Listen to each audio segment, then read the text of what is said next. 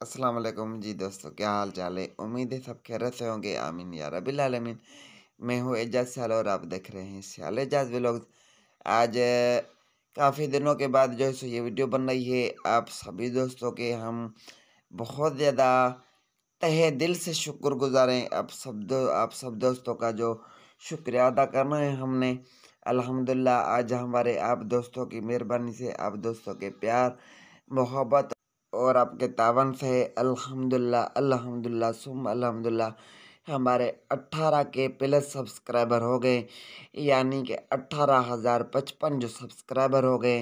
ये आप दोस्तों की प्यार की निशानी है और आपकी मोहब्बतों के हम बहुत ज़्यादा मशकूर हैं, जो आपने इतना ज़्यादा इज़्ज़त दी, प्यार दिया। और अल्हम्दुलिल्लाह आज जो है सो 18 के प्लस सब्सक्राइबर हमारे हो गए एक चैनल पे।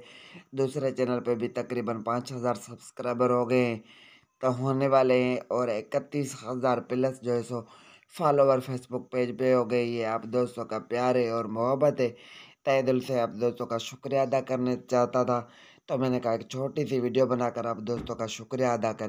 इंशाल्लाह ताला आप दोस्तों का ऐसे ही प्यार रहा, ऐसे ही मोहब्बतें बरकरार रही, तो एक दिन इंशाल्लाह ताला आपकी मोहब्बतों से और आपके प्यार से एक दिन हमारे एक 1 लाख सब्सक्राइबर हो जाएंगे। आमीन या रब्बिल आलमीन।